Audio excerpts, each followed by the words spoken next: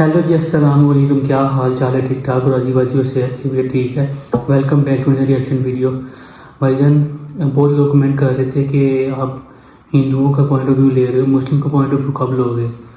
उसी के सिलसिले में मैंने जो अवैसी, असदुद्दीन अवैसी है ना, इंडिया के एक लीडर है कोई किसी पार्टी के, तो उनका मैंने वीडियो मेरे सामने है जो मैंने क्यों नहीं इस पर पॉइंट ऑफ व्यू इनका लिया जाए राम मंदिर पर। तो बिना टाइम वेस्ट के स्टार्ट करते हैं। श्री असदुद्दीन ओवैसी जी। असदुद्दीन ओवैसी। मोहतरम चेयरमैन साहब, आपका बेहद शुक्रिया। मैं इस मोशन की मुखालिफत में खड़ा हुआ हूँ। सर, मैं शुरुआत में हबीब जालिब का एक शेर पढ़ना चाहता हूँ। आप उर्दू जानते हैं और लॉ मिनिस्टर भी उर्दू जानते हैं। हबीब जालिब ने कहा था कि हुक्मरान हो गए कमीने लोग, खाक में मिल गए नगीने लोग, हर मुहिब वतन जलील हुआ, रात का फासला तवील हुआ, आमिरों के गीत जो गाते रहे वही नामो दाद पाते रहे, रहजनों ने रेजनी की थी, रहजनों ने रेजनी की थी, रहबरों ने भी क्या कमी की थी। सर, मैं अभी सुन रहा था हमारे शिंदे ग्रुप के शिवसेना के पार्टी लीडर अपनी तकरीर कह रहे थे। कहा कि 6 दिसंबर में जब बाबरी मस्जिद को शहीद किया जा रहा था तो उस वक्त के वजीर आजम नरसिम्हा राव पूजा कर रहे थे। आप ही ने कहा और कहा कि वो डिस्टर्ब नहीं करना। तो ये बड़ा अजीब मौका है कि बीजेपी की ताईदी पार्टी ये कह रही है कि नरसिम्हा राव ने कहा कि मुझे डिस्टर्ब मत करो, मैं पूजा कर रहा हूँ। और जिसने रथ यात्रा निकाला, इन दोनों को मोदी सरकार ने इस मुल्क का सबसे बड़ा सिविलियन अवार्ड दे दिया। सबसे बड़ा सिविल अवार्ड दे दिया। तो ये बताता है कि इंसाफ जिंदा है या जुल्म को बरकरार रखा जा रहा है। मैं यही तो बात कर रहा था पिछले दिनों से कि मुसलमानों का हक किधर है भाई। उधर हिंदुओं को मत है तो सारी हिंदुओं की सुनी जाएगी। ये बंदा सही बता रहा है ना। अब बड़े सारे बोल रहे थे मुझे कमेंट में, भाई आप ऐसे हो, आप ऐसे हो। भाई जब दूसरे पॉइंट ऑफ व्यू लिया जाएगा तो फिर ही सही पता लगेगा। दोनों हर मामले की दोनों साइड देखी जाती हैं। एक साइड से सुन के आपको कभी कुछ फैसला नहीं लेना चाहिए। तीसरी बात यह है कि सर, इस ऐवान में सियासी पार्टियां आएंगी चले जाएंगी। आप आए, मैं आया, हम भी चले जाएंगे। मैं जमीन की ग़िज़ा बन जाऊंगा, ये ऐवान तो बाकी रहेगा। मगर सर, मैं ताजुब कर रहा हूं कि लोकसभा मुख्तलिफ आवाजों में कैसे बोल सकता है। लोकसभा तो एक ही आवाज में बोलना चाहिए। और लोकसभा भी भारत के संविधान आइन के बेसिक स्ट्रक्चर का ताबे है। और सर, ये इसलिए कह रहा हूं कि 16 दिसंबर को ये ले कर देता हूं। 16 दिसंबर 1992 को इसी लोकसभा ने एक रेजोल्यूशन पास किया था। आप इजाजत दीजिए तो मैं पढ़ता हूं सर। दिस हाउस, अच्छा, ये गुलाम नबी उस वक्त के मिनिस्टर थे, आज नहीं है, उनका नाम नहीं लेना चाह रहा था। This house strongly and unequivocally condemns the desecration and demolition of the Babri Masjid at Ayodhya by and at the instigation of forces represented among others by VHP, RSS and the Bajrang Dal, which has caused communal violence in the country. Such act of vandalism was carried out not only in violation of order of Supreme Court, but amounted to an attack on the secular foundations of our country. This House expresses anguish at the happenings and wishes to reiterate its resolve that it will ceaselessly endeavor to uphold the secular and democratic traditions of our country and for the maintenance of rule of law. और एक paragraph है, नहीं पढ़ूंगा। मैं ताजुब कर रहा हूं कि जब इस ऐवान ने एक रेजोल्यूशन पास किया तो हुकूमत आएगी जाएगी, और हुकूमत ये मोदी हुकूमत जश्न मना रही है जो 6 दिसंबर को हुआ। तो ये एक बात है सर। चौथी बात यह है कि सर, नहीं, 6 दिसंबर के ऊपर कोई जश्न नहीं है। राम मंदिर के निर्माण की जो प्रतिष्ठा हुई है उसको संबोधन करते, और वो सर्वोच्च न्यायालय के द्वारा तथ्यों के आधार पर दिए गए निर्णय के कारण से हुआ है।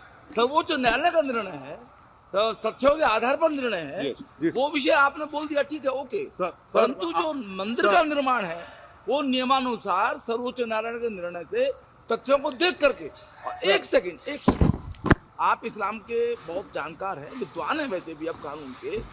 यदि किसी अन्य धर्म के स्थान पर मस्जिद बनाई जाए तो शायद उसको मान्य नहीं किया जाता। अभी एएसआई ने, सुप्रीम कोर्ट ने स्वीकार किया है कि वहां पर राम मंदिर था। तो इस विषय केवल ये है कि वहां पर राम मंदिर ठीक बना कि नहीं बना, वो विषय हो गया। तो कृपया इस पर यदि आप कुछ बोले तो बोले प्लीज। सर मैं आपको गलत साबित कर दूंगा सर। और मैंने रुक तो जाइए। बड़ी इज्जत के साथ सर, मैं आपकी बड़ी इज्जत करता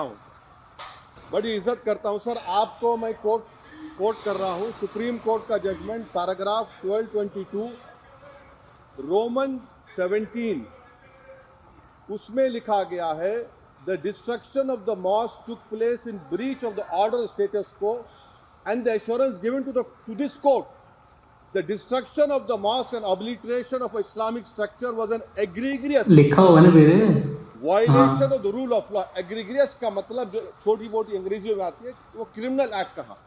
और सर आपने कहा था कि वहां पर मंदिर को तोड़कर बनाया गया।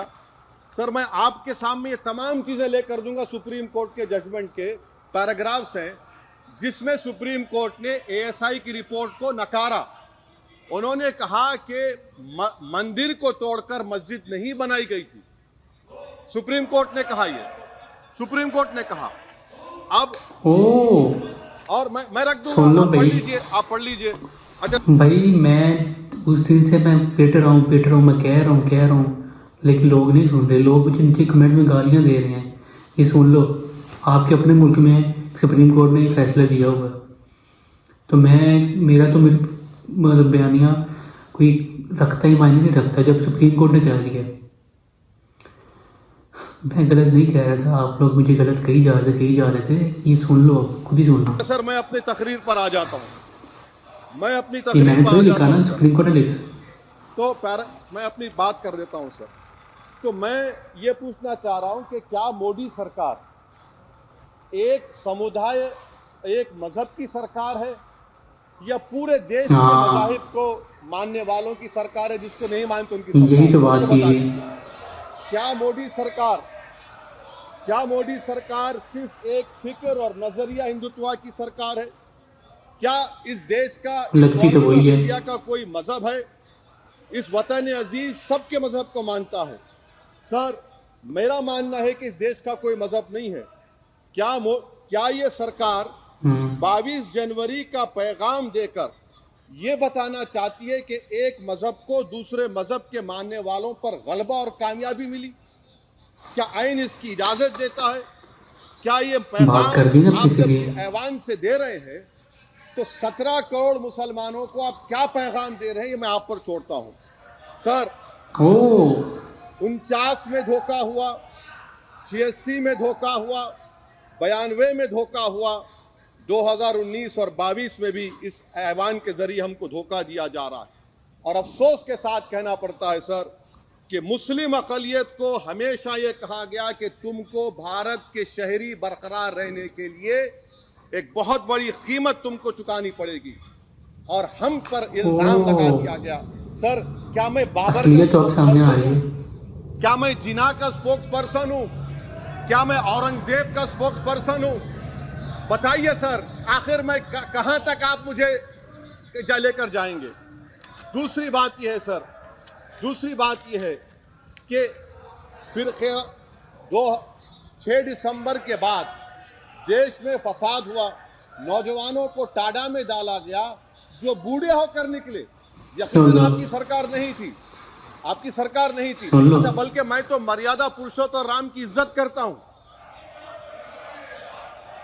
मगर मैं नाथूराम गोडसे से नफरत करता हूं। मेरी नस्लें नफरत करती रहेंगी क्योंकि नाथूराम गोडसे ने उस शख्स को गोली मारी जिसके जबान से आखिरी लफ्ज निकले हे राम।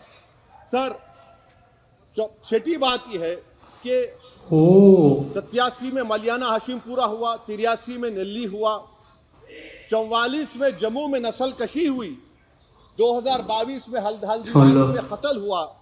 इतने धोखे सबसे बड़े किसको दिए गए? असदुद्दीन ओवैसी को दिए गए, मगर फिर भी मुझसे ही कहा जाता है कि वफादारी को तुम साबित करो अपनी ओवैसी।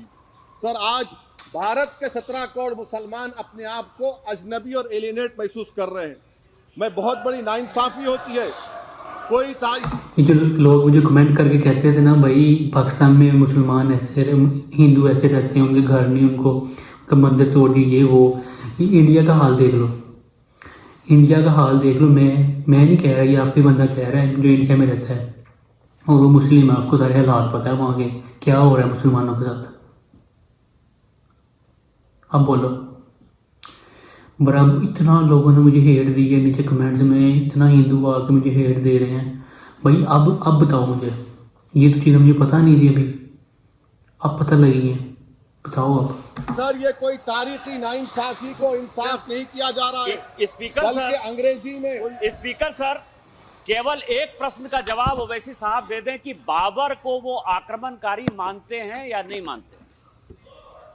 पुष्पमित्रा संघा को आप क्या मानते हैं? बताओ, पुष्पमित्रा संघा को आप क्या मानते हैं? जम्मू के वो कश्मीर के वो राजा को क्या मानते हैं जिसके पास एक फौज थी मंदिरों को तोड़ने के लिए? आप क्या मानते हैं?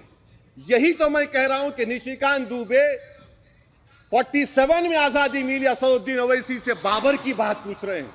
तुम गांधी की बात पूछते, तुम बोस की बात पूछते, तुम जलियांवाला बाग की बात पूछते, तुम काला पानी में जो मुसलमान शहीद हो गए उनकी बात पूछते, मगर बाबर की बात पूछी जाती है। तो सर, मैं आपको बता रहा था, खामखा डिस्टर्ब मेरा वक्त ले लिए निशिकांत दुबे। सर, मैं आपसे कह रहा था, मोदी हुकूमत ये पैगाम दे रही है भारत के मुसलमानों को कि जान बचाना है या इंसाफ चाहते हो। मैं कह रहा हूं, मैं भीख नहीं मांगूंगा, मैं इस नंगी तासुब को कबूल नहीं करूंगा, मैं दूसरे दर्जे के शहरी के मौक़िफ़ को कबूल नहीं करूंगा, मैं अपनी शनाख्त को नहीं मिटने दूंगा। अब मैं झूठी और दिल फरेब बातों पर हरगिज भरोसा नहीं करूंगा। मैं वो काम नहीं करूंगा जो बीजेपी और नाम निहाद सेकुलर पार्टियां चाहती हैं। मैं वो काम करूंगा जो आपको पसंद नहीं है, संविधान के दायरे में रहकर। सर, कंक्लूजन में मैं आपको बताना चाहता हूं कि आज इस देश को किसकी जरूरत है? इस देश को अयोध्या में, तारीख शायद नहीं पढ़ते होंगे, मौलाना अमीर अली कौन थे? पुजारी बाबा रामचरण दास कौन थे? अयोध्या के पुजारी थे। दोनों ने मिलकर अंग्रेजों के खिलाफ जंग लड़ी थी और दोनों ने, अंग्रेजों ने इनको गिरफ्तार किया और एक पेड़ पर मौलाना अमीर अली को और पुजारी रामचरण दास को फांसी दे दी गई। देश को इनकी जरूरत है। देश को शंभू प्रसाद, अचन खां, ये राजा देवी बख्श सिंह के फौज में थे, अंग्रेजों से मुकाबला किया, मुसलमान की लाश को जला दिया गया और शंभू प्रसाद को दफना दिया गया। इस देश को ये जरूरत है, देश को बाबा मोदी की जरूरत नहीं है। आज भारत को अयोध्या के मौलाना अमीर अली और रामचरण दास, अचन खान, शंभू खान की जरूरत है। सर, मैं अभी सुन रहा था ये नाम निहाद सेकुलर पार्टियों के बयानात को। क्या होता है सर, आप, खत्म कर रहा हूं, क्या होता है सर, जब काजी साहब गवाहों को लेकर दुल्हन के पास जाते कि तुमको निकाह कबूल है, तो दुल्हन शर्मा के खामोश बैठ जाते।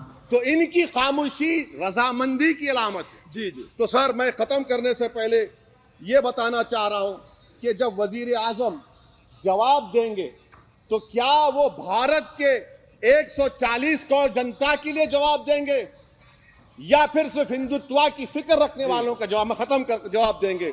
मैं ये देश मुसलमान देख रहा है। सर, मैं आपको ये भी बताना चाह रहा हूं, आखिर में कंक्लूड कर रहा हूं सर, 1 मिनट चाहिए, 1 मिनट चाहिए सर। सर, मेरा मानना ये है कि आज मैं बहैसियत एक भारत के गयूर मुसलमान के, let me stand as a tall Indian Muslim and say that the light of Indian democracy today is at its dimmest today, sir. Sir, in conclusion, मेरी फिक्र में, मेरा ईमान मुझे कहता है कि जिस जगह पर मस्जिद थी, है और रहेगी, बाबरी मस्जिद है और रहेगी, बाबरी मस्जिद जिंदाबाद, जिंदाबाद, भारत जिंदाबाद, जय हिंद। सुन लो भाईजान, सुन लो। जिधर मस्जिद थी, मस्जिद ही रहेगी। मंदिर नहीं बनेगा। और सबसे बड़ी बात जो लोग मुझे कह रहे थे कि मतलब इंडिया में मुसलमानों का बहुत अच्छा इलाज चल रहे हैं और सब कुछ है ठीक, उनको अपने मुल्क में हाल देखो। वही मैं कहता हूँ कि इस बयान सुनने के बाद ना आप अपने मुल्क पे झांको, अपने गिरबान में झांको, हमारे गिरबान में ना झांको। और सबूत मिल गया, सुप्रीम कोर्ट ने खुद लिखा हुआ है कि जहाँ पे मस्जिद होगी उसको नहीं तोड़ा जाएगा, जहाँ पे मंदिर होगा उसको नहीं तोड़ा जाएगा। तो फिर आप लोग कौन होते हो? सुप्रीम कोर्ट ने फैसला किया हुआ है। खैर, हु केयर्स। आप लोगों को क्या लगता है कौन ठीक है कौन गलत है? ये कमेंट में लाजमी बताओ। मिलते हैं फिर नेक्स्ट वीडियो में, तब तक बहुत सारा ख्याल रखिएगा।